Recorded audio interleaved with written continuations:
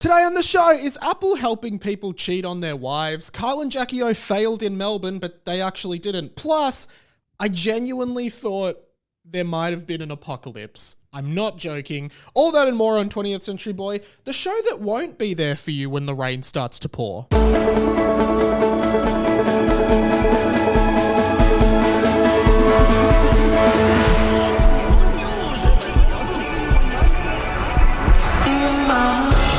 Welcome to 20th Century Boy. My name is Apocalypse Mike, and this is the inside of my mind. Welcome to the show. It's 20th Century Boy, a podcast by me, Radio Mike, not Apocalypse Mike, but I do a different name at the top of every show. Welcome. 20th Century Boy, the conversations you wish you were having about the stuff that nobody else cares about. Come and join me each week for a one-sided weekly conversation between me and you. It's one-sided. You can't respond live, like in a real conversation, but you can respond not live, and then I'll get back to you the next week, right? Which is definitely not a proper conversation, but it's as good as we can do in the podcasting medium. So get in touch, radiomikepod@gmail.com, Instagram radio.mike, Twitter @itsradiomike, you know, all of the above, okay? This is how we podcast here, okay? Hey, a couple things. First of all, patreon.com/radiomike is the best way for you to support the show. If you like the show, if you like any of my content, if you get anything out of me every week, consider donating me a few dollars a month, literally a few dollars a month. It's like one coffee a month. Can really, really help just pay the bills here at Radio Mike Productions. And I do a bunch of stuff, and my content's always growing and changing and everything like that. So yeah, if you've gotten anything out of this pod this year or any of the years I've done it or anything like that, please consider donating to the Patreon. There's a bunch of bonus content up there. I've been well, though. I had this crazy experience the other morning. And look, what I'm about to say is probably going to show some level of privilege, I guess you could say, and I'm willing to own that because, you know, the most bizarre thing happened the other day when I was in the morning, actually. So I guess this is where the privilege comes in. I don't work a 9 to 5. I guess in that sense, I'm quite lucky. I don't work a 9 to 5 job. I often work from home. In fact, almost always work from home. And that's all great. You know, I'm really lucky that I have this lifestyle and it's good. I get to do this podcast. I get to make content. It's great. But I might get up 8 o'clock at the moment is a good waking up time, getting out of bed and, you know, getting started. And that's, you know, again, the privilege of working from home. I don't have to be like up at 7, get on a train at, you know, it's just, you know, I don't have to travel anywhere for work most of the time, and that's good.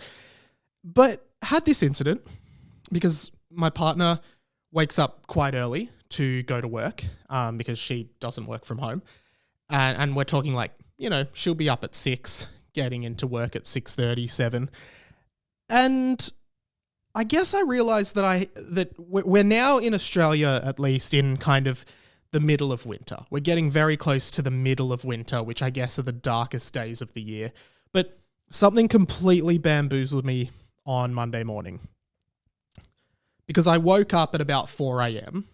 and obviously it was pitch black outside. I just woke up, couldn't get back to sleep, so I was just sort of chilling in bed while my partner slept.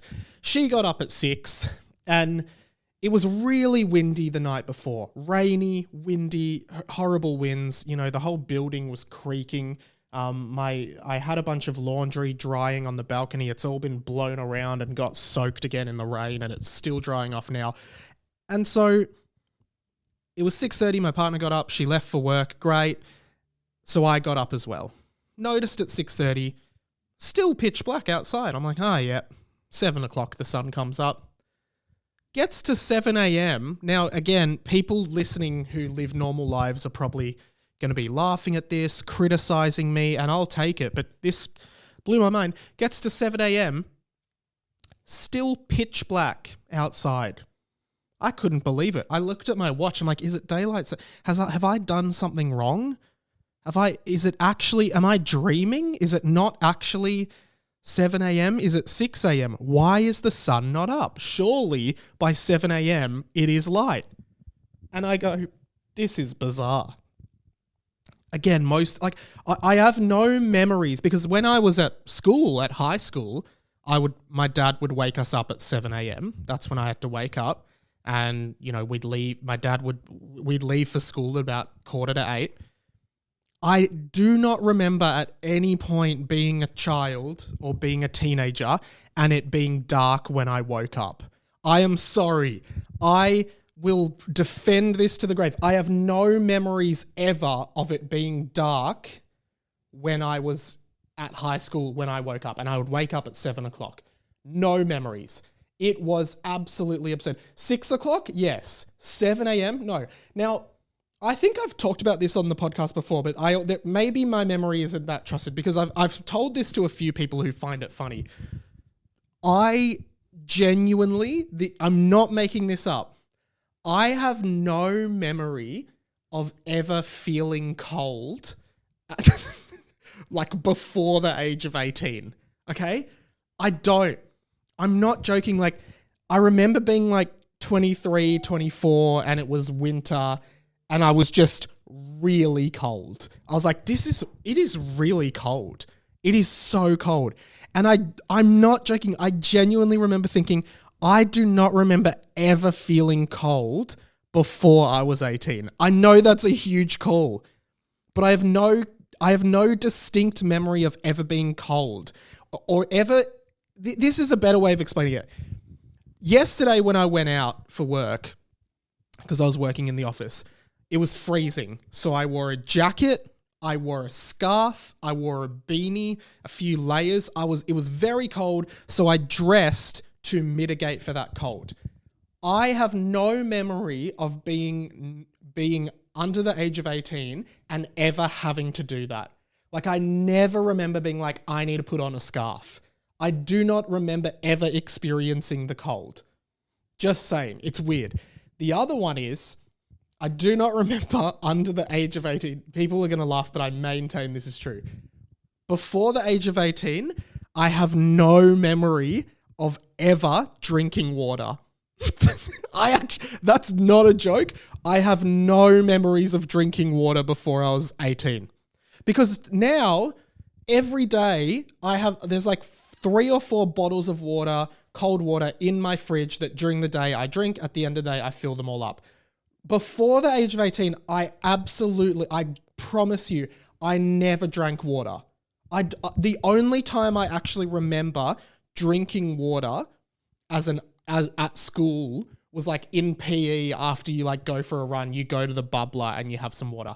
I have no memory of ever like owning a drink bottle, having a drink bottle, or like consciously choosing to drink water.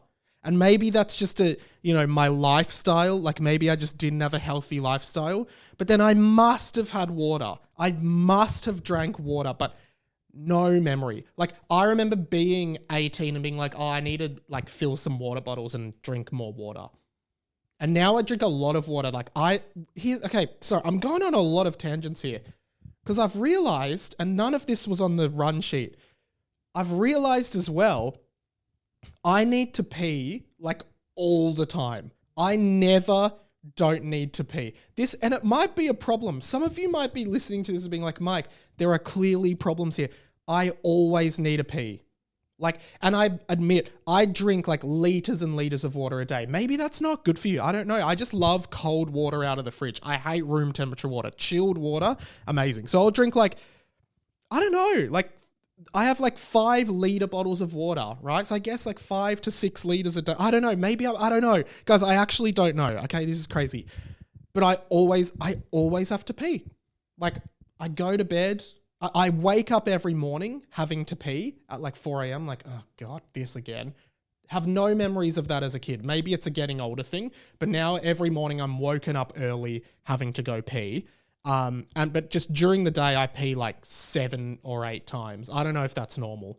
Maybe now I'm revealing that I have a serious problem and someone listening is a doctor and is like, Mike, you need to go get that checked out.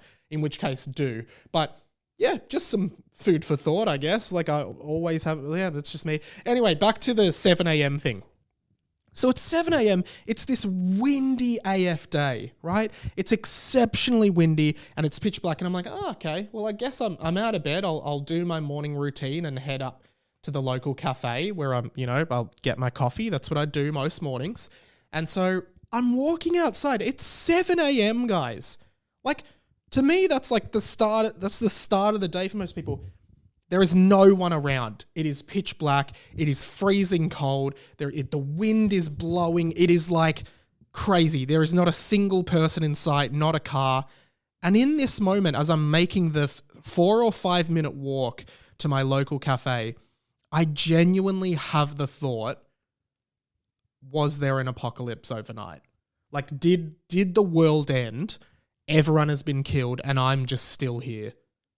I am the only person left. And like, that is why it's pitch black, because like, the apocalypse has happened. The sun has blown up. Something has gone wrong here because it should be light. And obviously that wasn't true, or no one would be listening to this, but it certainly did feel in the moment that I was in an apocalypse. Now let's take myself out of this and just investigate that privilege thing where like, to me, being out of the house at 7:02 a.m. on a Tuesday and it being dark and windy, to me, the only viable explanation for that was that there was an apocalypse.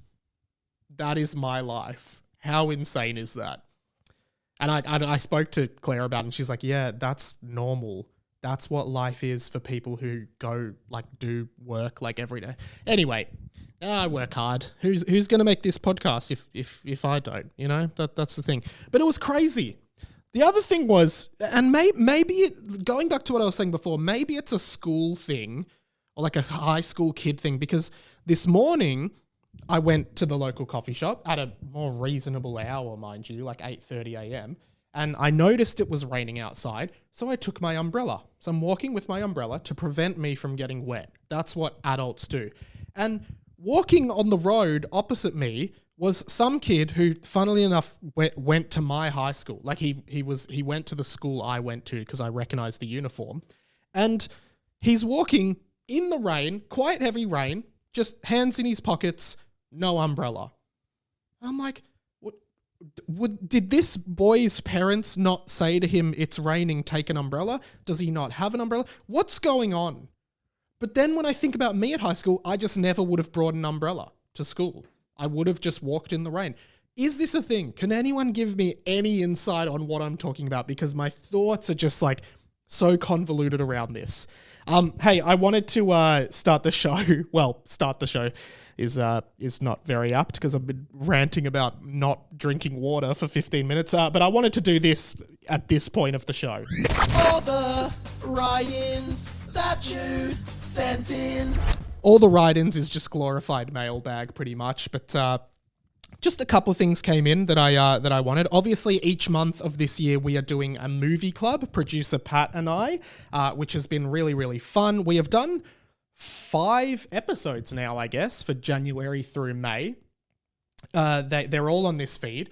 There was Now You See Me was January. February was, oh God, now I'm really going to test. February was Her, the Spike Jonze movie.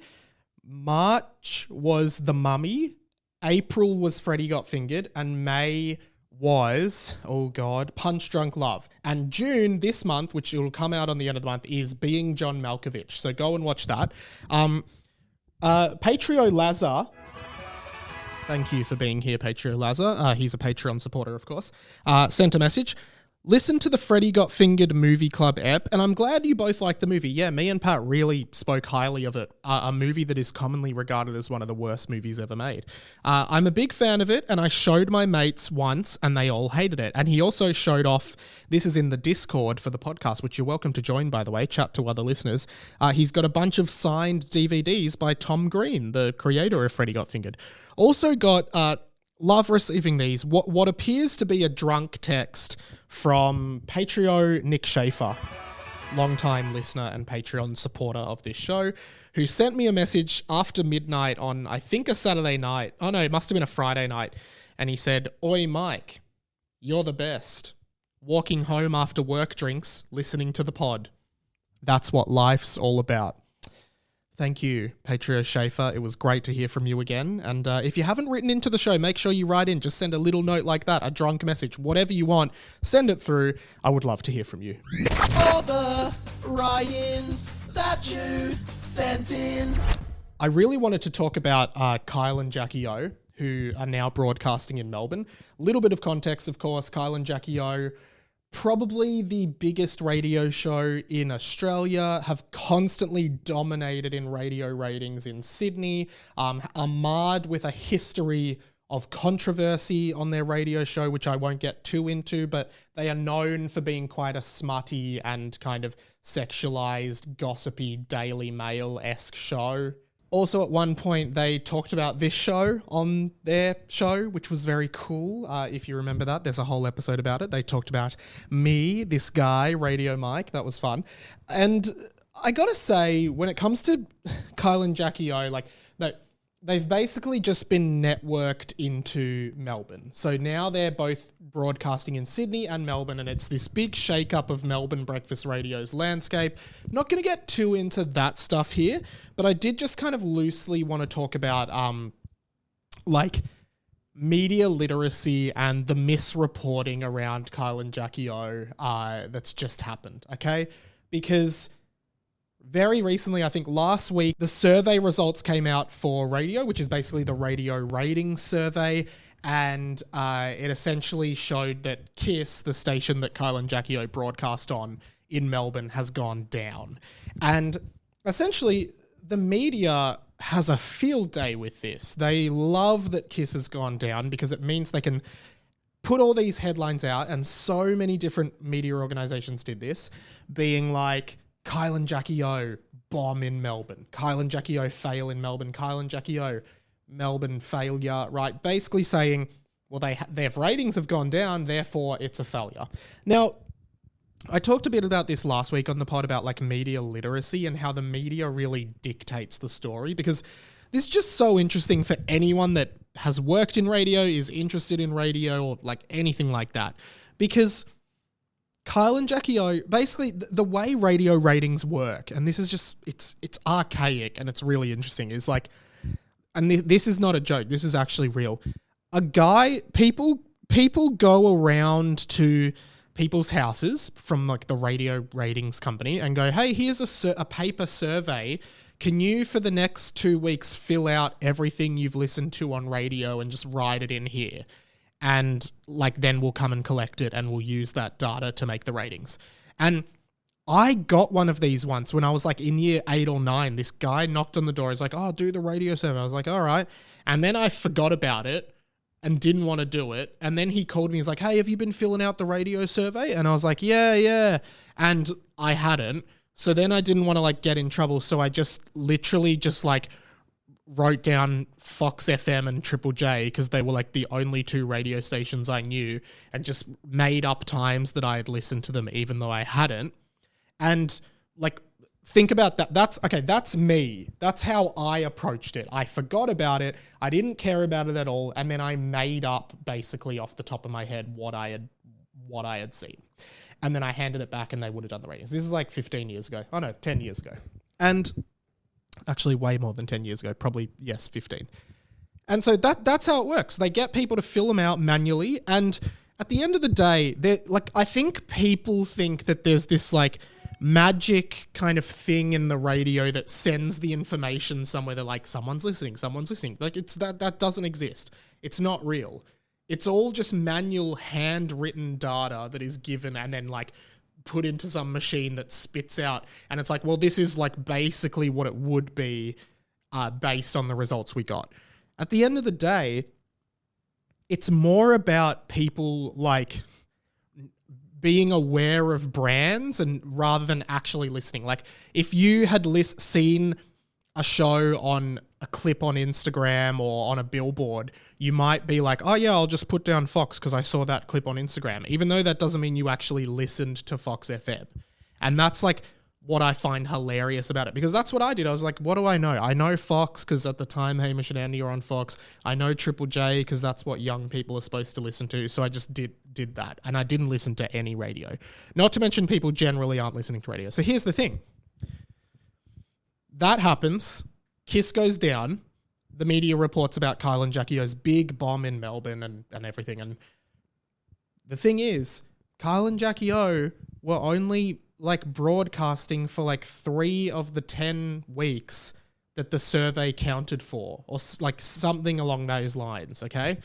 They weren't even broadcasting for most of the time. So everyone in the industry knows that that survey result for Kyle and Jackie O is meaningless. It's absolutely pointless because they weren't even broadcasting for the whole time. So there's no way it could be an accurate gauge of who's listening to them in Melbourne. Yet, and this is where like I encourage everyone listening, and I assume most people listening are relatively intelligent, just like this is when what I was saying last week, where I was talking about Jerry Seinfeld and the news around him, right?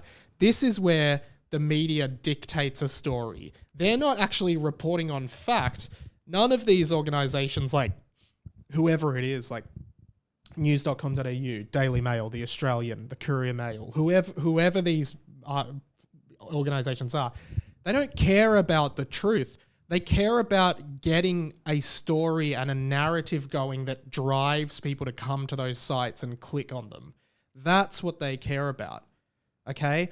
Because at the end of the day, they want to make money. So they want people to be like, oh yes, I hate Kyle and Jackie O. Now I'm going to read this article about how they failed, when really it's irrelevant. And I personally don't care if Kyle and Jackie O succeed or fail. It doesn't affect me. I just find it funny that this is what we accept as the media now. Like, I think this is what I was saying, where basically people see these headlines everywhere. Kyle and Jackie O bomb, Kyle and Jackie O fail, Kyle and Jackie O not rating in Melbourne, no one in Melbourne listening to Kyle and Jackie O, even though that isn't really the truth at all. But that's what the media is saying, because that's what the media wants people to think. And then people basically start talking about that based on the headlines they've seen. And then people in the workplace go, oh, apparently Kyle and Jackie O are failing. And that's not true, but it's this thing of like, oh, apparently this, I hate that. And it's just so important now more than ever to remember that the media does not care about what is real. They don't care about the facts. They care about clickbait and trying to find the story that people will click on, not the story that is the truth. Because if they report Kiss FM ratings down, but Kyle and Jackie O not really part of this survey because they only broadcasted for 2 weeks of the 10 weeks of the survey, that's not a clickable headline. Nothing about that makes people want to click it. And this is where you got to remember, like, these are like websites designed to make you click to get money. And I just thought this was a perfect example off the back of what I was talking about last week that I just found really, really interesting, particularly because I'm in the industry. So it'll probably be more like the next radio survey that'll be more of a stronger indication of how Kyle and Jackie O have started. And I'm really interested to see that one. Okay. Got to talk about this because like it affects me, it possibly affects you, and it's interesting. So Apple held their worldwide developers conference online, which is basically where they kind of talk about a bunch of the new software and iOS and iPad OS and Apple Watch OS and OS X, all of the stuff that they're doing in their new software, okay? There's some really cool stuff that they're bringing out that I think is going to be really useful for me. I think the main thing that they did was this idea of iPhone mirroring on your Mac, because as I said, I work from home. So most of the time I'm sitting on my computer editing or like reading something or whatever it might be, doing emails. And sometimes just the most rudimentary, like annoying thing is like when your phone's in the other room, but you've got a call or something like that, or you just want to check something that's on your phone. You can't do it without leaving the computer. Now you can click a button on your Mac and it just brings your phone screen up and you can just do anything on your phone that you could right from the computer, which I think is going to be, for me, it's going to be amazing. I really think that feature will be really, really helpful for many, many reasons that I won't get into. But a few things they're doing, and I've realized that I think Apple has kind of inadvertently created what can only be described as a cheater's paradise. Been spending all our lives trying to make a cheater's paradise. Let me explain. So I'm watching this worldwide developers conference from Apple, and they start talking about this new feature that you can use on your iPhone. And I found it very, very interesting. Take a listen. Sometimes we hand our device to someone so they can look at a photo or play a game, but we want peace of mind that they can't get into sensitive areas of our phone. So this year, we're giving you a new way to protect sensitive apps and the information inside them by letting you lock an app. When you choose to lock an app, if someone else tries to tap it, they will be required to authenticate using Face ID, Touch ID, or your passcode. And information from inside the app won't appear in other places across the system, like in search and notifications, so others won't inadvertently see sensitive information. There may also be occasions when you want to hide an app that you don't want others to know is installed on your device. Okay, so you can hide an app. First of all, did you hear the music they started bringing in underneath him when he was saying this? I managed to isolate it. Just listen to this. It's the most optimistic, like, revelation music ever. It's like you can picture a cheating husband being like, oh my God, I never thought this would be possible. This solves all of my problems. Listen to this. It's exactly what the music is supposed to represent, okay? Because they're trying to make it sound like an innocent thing, but this is just, hey, like, if you're cheating on your wife, now it's easier to hide it and get away with it. Because I think we've all had that moment, I guess, like maybe even an innocent moment where like someone's looking at your camera roll or someone's looking at your photos or you're showing someone something and then like a text comes up from someone that you don't want them to see or anything kind of like that, right? Like we've all had that moment happen and it's awkward and embarrassing. So I do get the practicality of having something like this installed, like active on your phone. Like I can hide apps, but it does feel like you can very easily hide like dating apps and, you know, people won't know you have like a dating app installed, or you can hide text messages and people can't search your text messages or anything like that, right? Which, like, I guess you shouldn't be searching someone else's text messages anyway because it's private. But I guess this is just another layer to prevent people from breaking the honesty system of not doing that.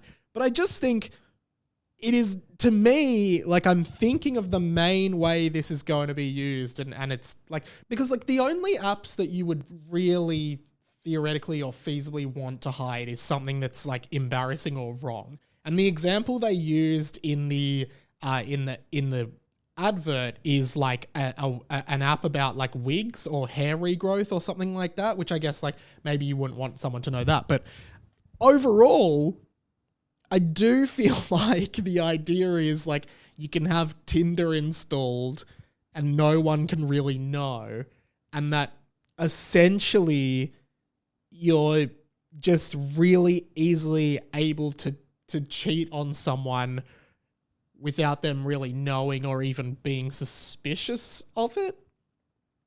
I'm just really curious about it.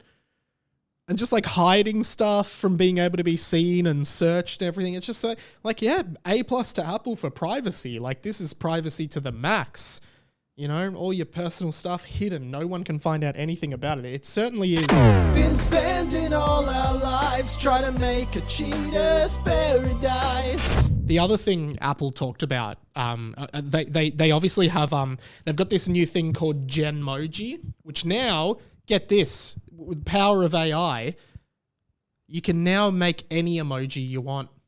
You can just AI generate any emoji.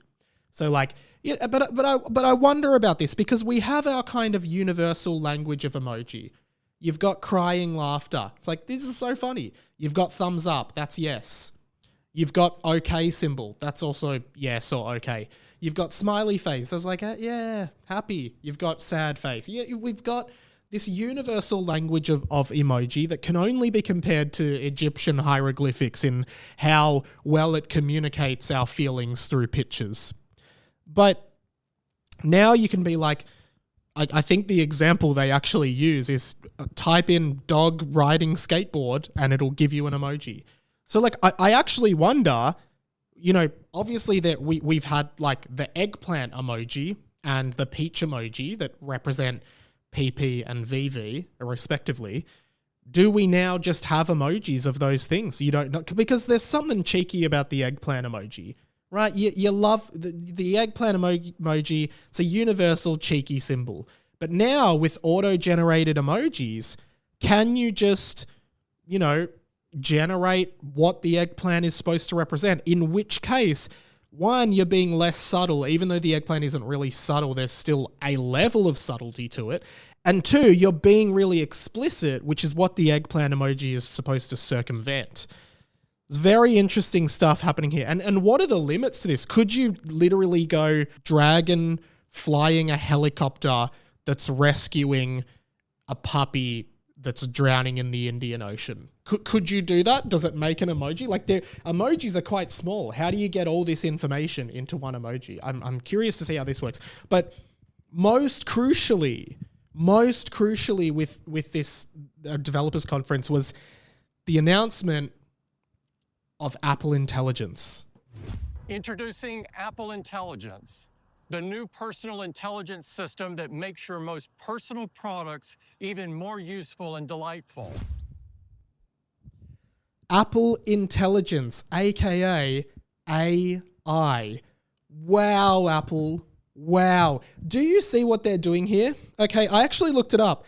The term AI, as in artificial intelligence, originated in 1955 by a guy called John McCarthy, who held a workshop at Dartmouth on artificial intelligence, which is the first known use of the term and how it came into popular usage. So artificial intelligence, we all know what AI is. It's artificial intelligence. But what Apple has done here, which I've got to say is genius, no pun intended, okay? Mind the pun.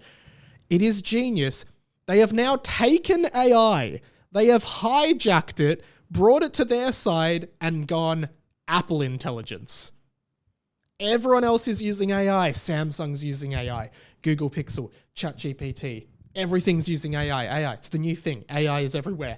Everyone's talking about it. And then Apple now muddies the brand by going Apple Intelligence. So now every time you think AI, not only do you think artificial intelligence, but also Apple Intelligence. It is genius.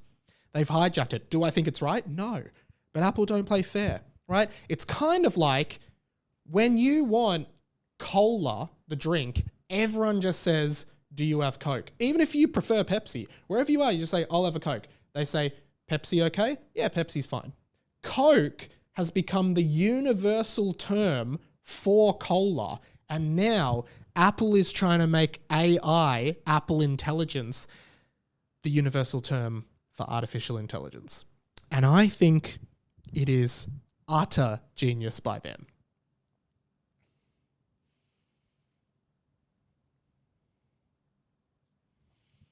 The other thing, which I've talked about on the pod before, is the price point was announced in Australia, at least, for the Apple Vision Pro. Now, I have talked extensively on this pod in the past about why I think Apple Vision Pro is probably going to fail. It's too soon, okay? Here's confirmation to me that it will fail, at least in the short term.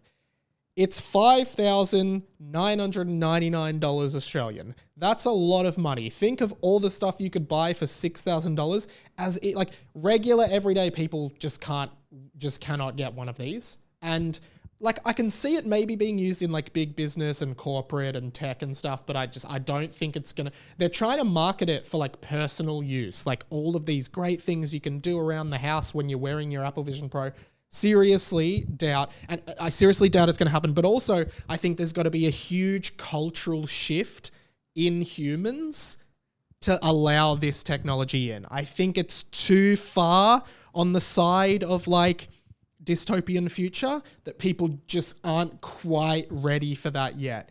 I can see us using like, ChatGPT and everything and all that stuff, but once it becomes like a wearable thing that augments reality, I think that we're not quite ready for in like an everyday life sort of thing. I think it'll be a thing people will want to try and be like, oh, that's cool, but it's not like ready to be fully integrated. And personally, I think people will get it if it was like, say like contact lenses that you put in, right? Like something slightly invisible, not something like big and bulky that the Apple Vision Pro is. Really interested to see how it goes. And if you've got any thoughts on it, I'd be keen to know.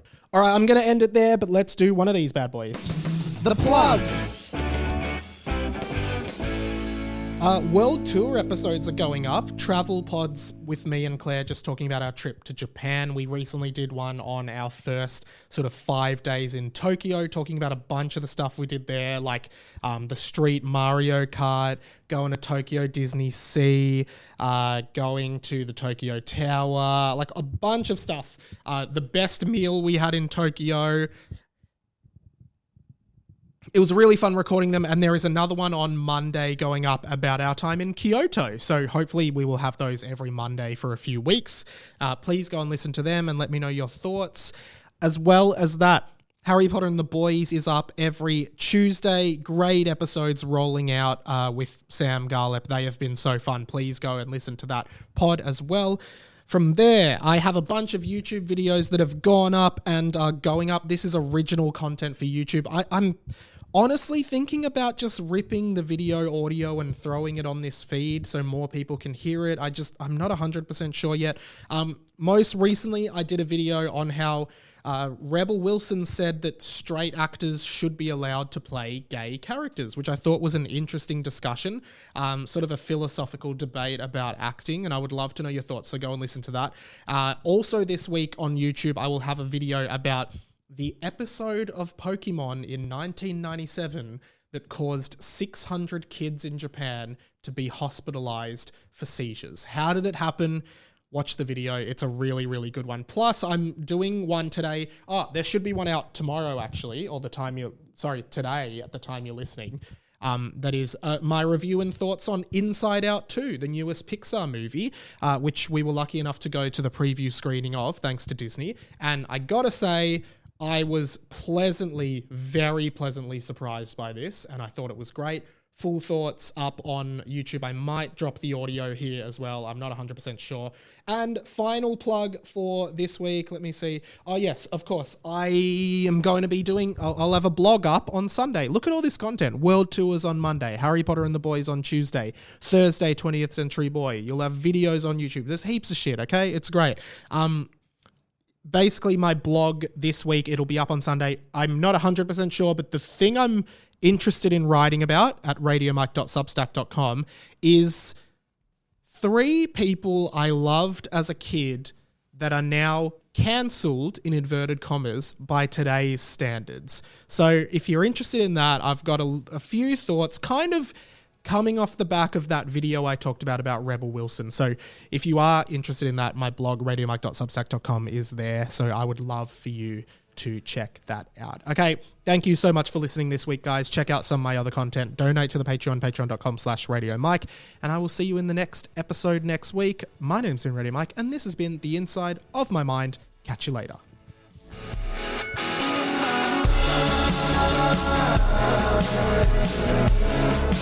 Inside